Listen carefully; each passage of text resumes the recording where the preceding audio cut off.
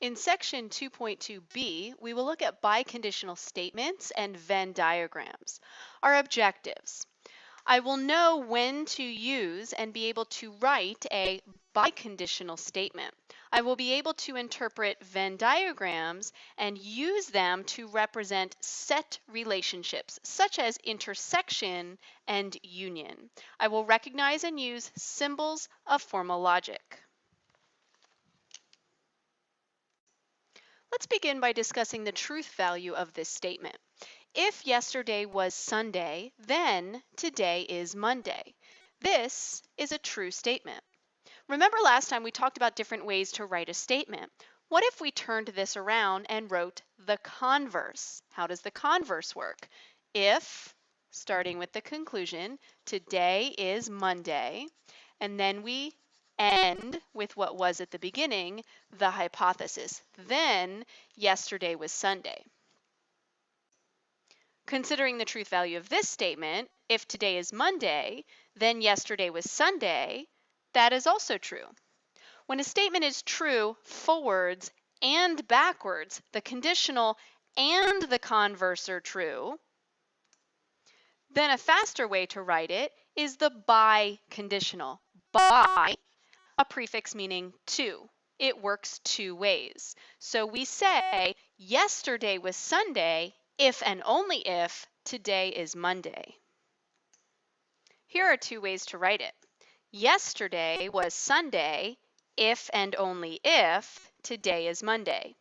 Yesterday was Sunday if and only if today is Monday. This is just a way to shortcut write if and only if. But when you see that connection in there, it means it's a statement that works both ways. We can say it if yesterday was Sunday, then today is Monday, or if today is Monday, then yesterday was Sunday. So 3 important things to remember about a statement. 1, it's a statement that is true both ways. The conditional and the converse are true. Second, the format, the way it is written, goes hypothesis, or a statement that usually starts at the beginning, the words if and only if, unless we're using the abbreviated version for if and only if, which is IFF, and then the conclusion, or the statement that usually comes at the end, such as yesterday was Sunday, if and only if today is Monday. The symbolic notation is with a double arrow because it doesn't just flow forwards to front to end, it flows both ways. It is true both ways. Let's take a look at an example. Write the converse of the statement. If the conditional statement and the converse are true, construct the biconditional statement. Then translate each statement into symbolic form using your own letters. 1. Conditional. If the sides of a triangle are congruent, then the triangle is equilateral. First, we are to write the converse of the statement. Remember, that means switch the order. So looking at the hypothesis and looking at the conclusion, the converse begins with that conclusion. If the triangle is equilateral. Notice sometimes I'll use symbols or abbreviations that are commonly accepted. If the triangle is equilateral, then, now I look at what was at the beginning, the sides of the triangle are congruent. Again, notice a commonly used symbol for congruent is the congruent symbol, so that's accepted. What's next? If the conditional statement and the converse are true, construct the biconditional statement. So let's look at the conditional statement. If the sides of a triangle are congruent, then the triangle is equilateral. This is the definition of an equilateral triangle. So this is a true statement. The converse, if the triangle is equilateral, then the sides of the triangle are congruent. Well, because we gave a definition, it will be true no matter how we write it. So this statement also true. If the conditional statement and the converse are true, we can construct the biconditional statement. So now we're going to do that. Remember, we take off the if and the then, and we connect the hypothesis to the conclusion with the words if and if. So we begin, the sides of a triangle are congruent, and then we put those words if and only if, or feeling free to use the abbreviation IFF, then the triangle is equilateral. Not using then, not using if, because that implies it only goes one way. Now let's pick our own letters to translate the statement into symbolic form. The sides of a triangle are congruent. Maybe we'll call that A. The triangle is equilateral. Maybe we call that B. So the conditional statement, usually in alphabetical order, A arrow B. Remember, converse turns it around, B arrow A, and biconditional goes both ways. Now, since it goes both ways, it doesn't really matter which letter we begin with. However, because I begin with the sides of a triangle are congruent, and that's the A statement, we do need to follow since we're translating that order. So double arrow and then B. Now it's your turn. Can you try to construct a conditional statement that is true both ways, such that it's true as a conditional statement and the converse is also true? If you can, then you can write the converse and then the biconditional and the symbolic notation like we did in the other one. Why don't you pause the video, give it a shot, and see how you did.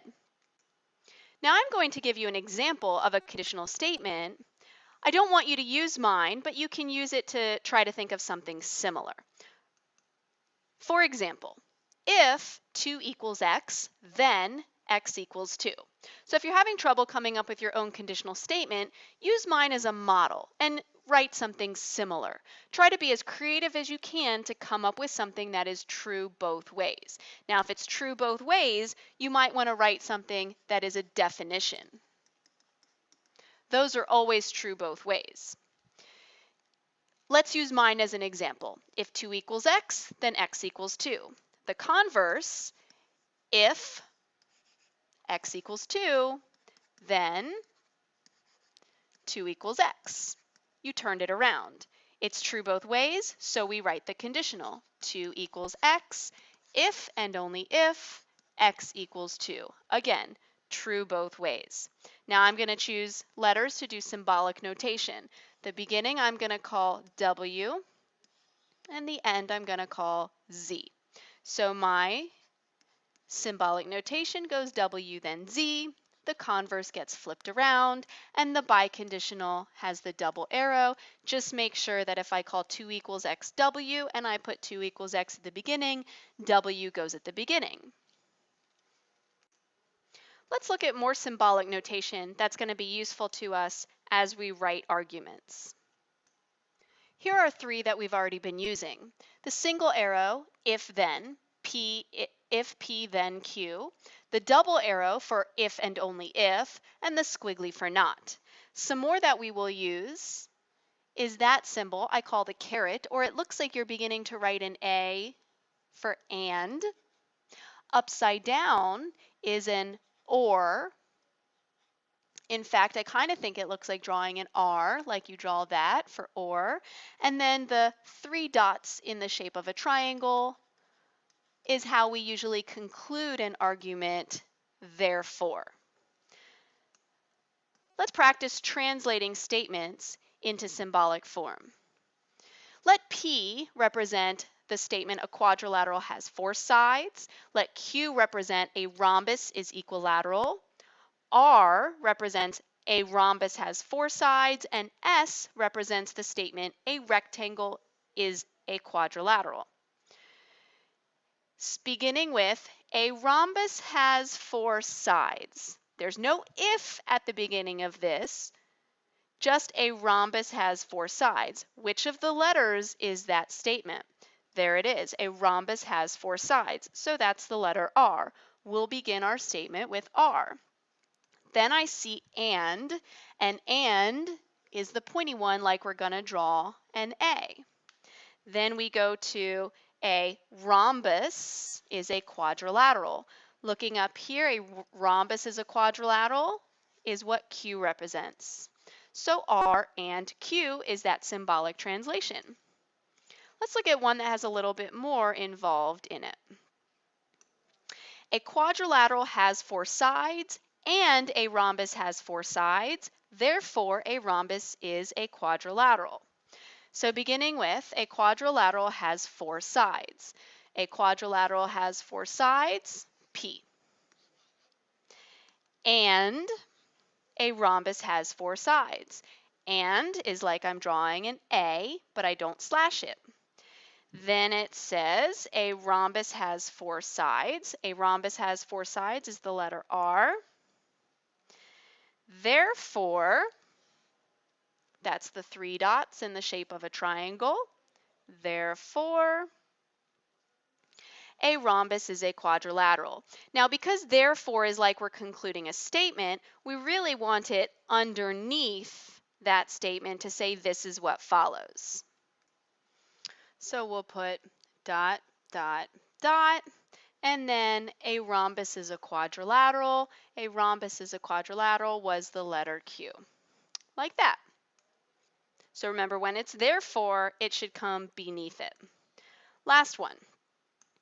If a rhombus is a quadrilateral or a rectangle is a quadrilateral, then a quadrilateral has 4 sides. I see if, then. So I know I'm going to be using the if-then arrow. I also see or, so I'm going to be using that V shape for the or. Let's see how to write that. A rhombus is a quadrilateral is the letter Q. Or is my symbol that looks like a V or like I'm starting to write an R. A rectangle is a quadrilateral, that was the last letter S. And because I have then, now I know I need to write my arrow. Now usually you're going to see those sectioned off with parentheses and then an arrow for then, and then the final letter. A quadrilateral has 4 sides, which is represented by the letter P.